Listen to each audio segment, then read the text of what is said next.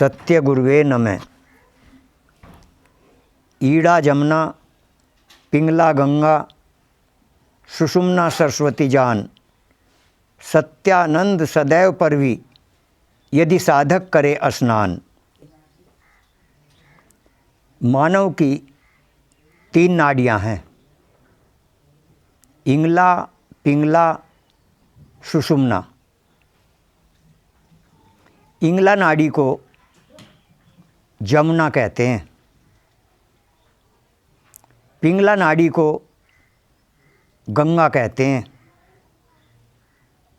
और सुषुम्ना नाड़ी को सरस्वती कहते हैं। गंगा यमुना सरस्वती, इंगला पिंगला सुषुम्ना। तो ये कहा कि प्रयागराज में ब्रह्म मुहूर्त में परवी आती है। अब लोग स्नान तो पूरे दिन करते हैं गंगा माता में। वहाँ 3 नदियाँ बहती हैं, गंगा भी है, जमुना भी है, सरस्वती भी है। वहाँ पर संगम है। हमारे शरीर के अंदर भी गंगा यमुना सरस्वती हैं। उनका संगम त्रिवेणी में होता है।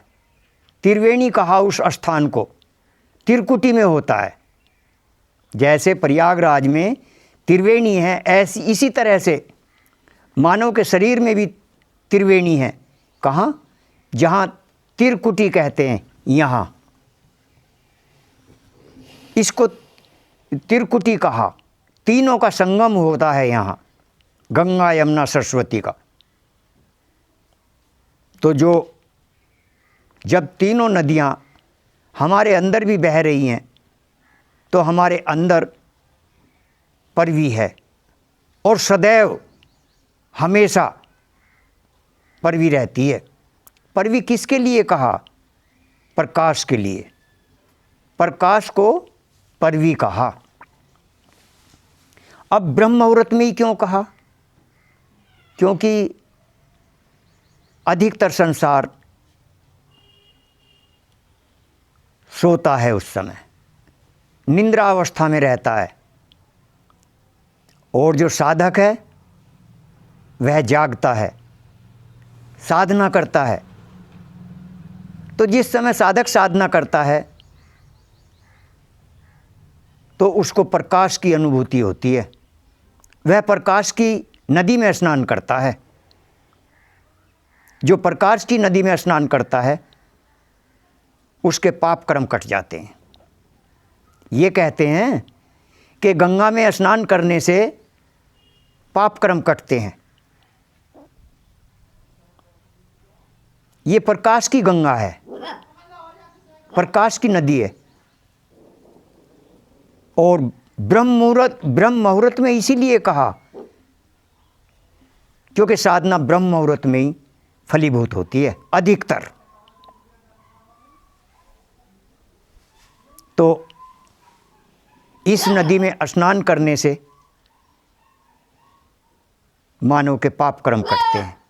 और इस प्रकाश की नदी में स्नान बहुत थोड़े लोग करते हैं। सभी को प्रकाश नहीं होता। ये तो जब साधक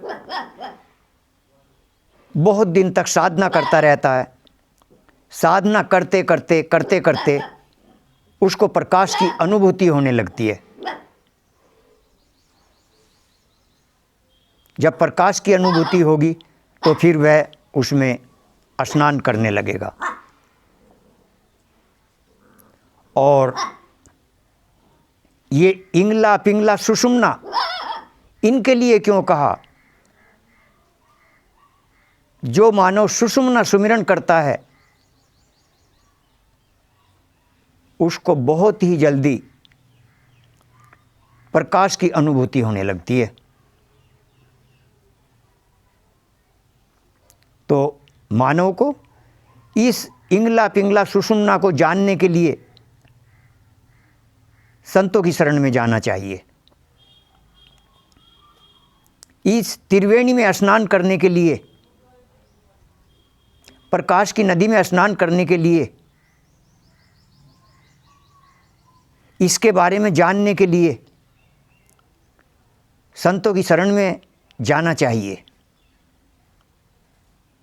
जो संतों की शरण में जाएगा उसको पूरी जानकारी हो जाएगी।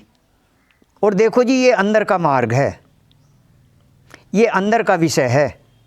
कोई कहे कि मैं फ़ोन पे, यूट्यूब पे या टीवी में देख के सफल हो जाऊं, नहीं,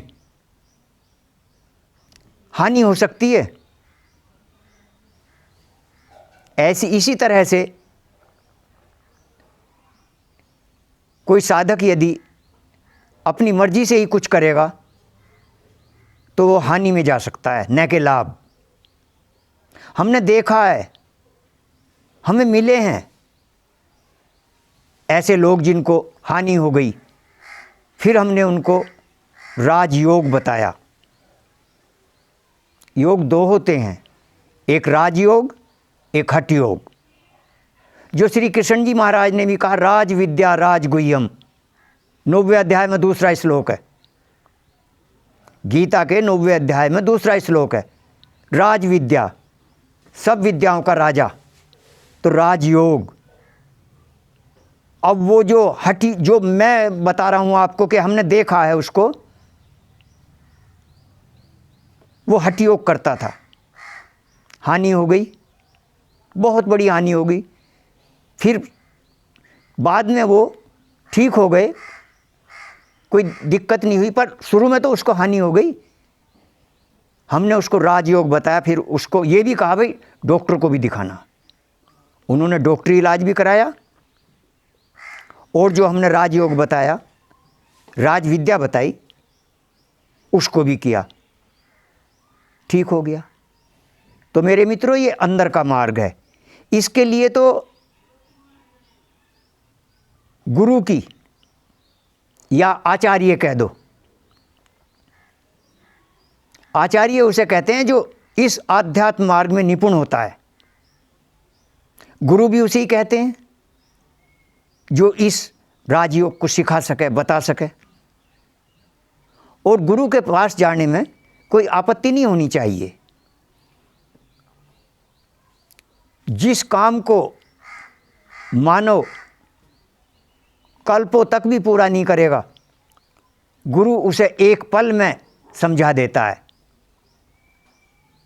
और इस तरह का कोई संत, महात्मा, ऋषि, मुनि नहीं हुआ जो बिना गुरु के ही सफलता प्राप्त कर लियो। तो फिर गुरु के पास जाने में क्या आपत्ति है? पर गुरु होना चाहिए, सच में ही जो गुरु हो। गुरु उसे कहते हैं जो कुछ लेना, कुछ देवे, जो देता ही देता हो, मांग ना हो गुरु की। यदि गुरु की मांग हो गई तो वह गुरु नहीं होता। गुरु की तो कभी मांग ही नहीं होती। संत क्यों किसी से मांगता है? क्यों मांगेगा? नहीं मांगता। उसके लिए तो ऐसा है, जो दे उसका भी भला, जो ना दे उसका ही भला। उसके लिए दोनों ठीक हैं। तो ये गंगा, यमुना, सरस्वती, इंगला, पिंगला, सुषुम्ना, जो ये मैंने कहा, ये सब अंदर का मार्ग है।